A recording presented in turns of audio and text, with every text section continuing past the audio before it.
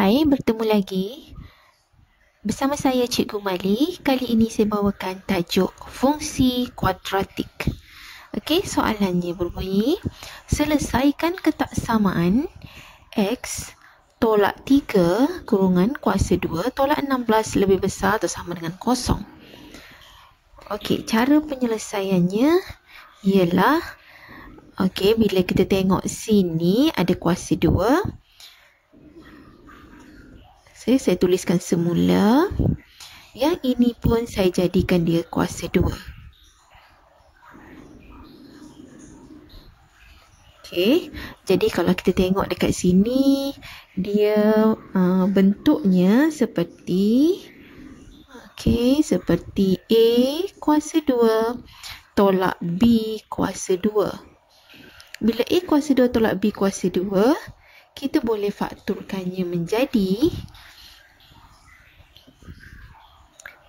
A tambah B, A tolak B. Okey, jadi untuk kes yang ini pun kita akan buat benda yang sama. Jadi yang ini adalah merupakan A-nya dan yang ini merupakan B dia. Jadi A kuasa 2, B kuasa 2. Kalau tolak sahaja, untuk kes yang tolak sahaja, dia boleh difakturkan 1 tambah dan 1 tolak. Jadi bermaksud cara penulisannya ialah kita buat A tambah B, A tolak B. Jadi A-nya dekat sini ialah X tolak 3. Tu A dia tambah B. So, tambah dengan B tambah dengan 4. Satu lagi kita tolakkan A tolak B. So, A-nya X tolak 3 tolak B jadi tolak 4. Okey. Jadi di sini kita akan dapat X tolak 3 tambah 4 ialah tambah 1. 4 tolak 3, 1. Yang di sini pula ialah X tolak 7. Okey. Jadi kita dapati dekat sini nilai X-nya ialah X sama dengan negatif 1, X sama dengan 7. Jadi langkah seterusnya ialah kita buatkan dia punya grafnya. Grafnya dekat sini ialah dekat sini ialah positif ya. X darab X ni ialah X kuasa 2 positif, maka grafnya ialah bentuk U, bentuk senyum. Macam tu. Okey, kemudian di sininya ialah yang kecil letak sebelah kiri negatif 1, yang besar kita letak sebelah kanan 7. Kemudian kita tengok di sini lebih besar. Jadi kalau lebih besar ialah kita tengok sebelah atas. Okey, kalau lebih kecil kita tengok yang sebelah bawah ini, tapi sekarang dia lebih besar.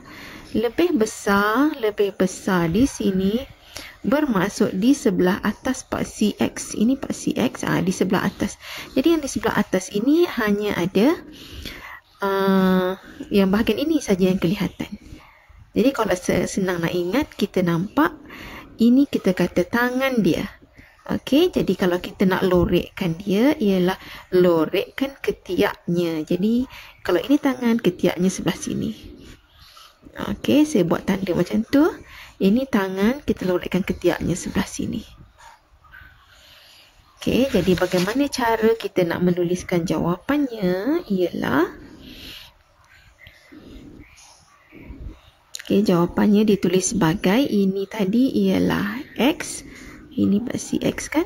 Jadi X-nya ialah yang ini ada negatif 1, tetapi oleh kerana dia ke kiri bermaksud lebih kecil dari negatif 1. Jadi X lebih kecil dari negatif 1, tetapi bila sini ada sama dengan, kita letak sama dengan.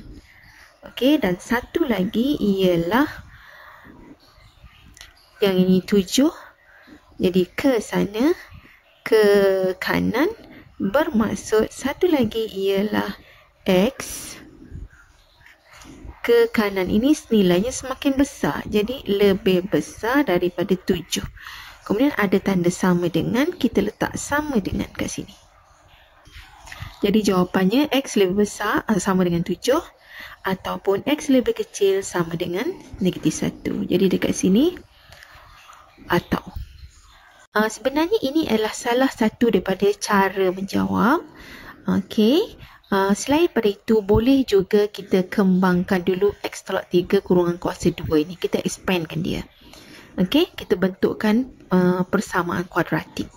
Lepas tu dia akan, bila kita dah membentuk persamaan kuadratik, barulah kita fakturkan. Dia akan terus kepada step yang inilah. Expand dia, kemudian kita akan terus dapat persamaan kuadratik. Daripada persamaan kuadratik, kita kena fakturkan dia. Okey, kemudian langkahnya yang seterusnya ini. Okey, jadi itu sahaja penerangan berkaitan dengan soalan ini. Jadi saya harap anda semua dapat faham dan tidak melakukan kesilapan lagi semasa menjawab soalan yang mudah seperti ini. Okey, jangan lupa untuk subscribe.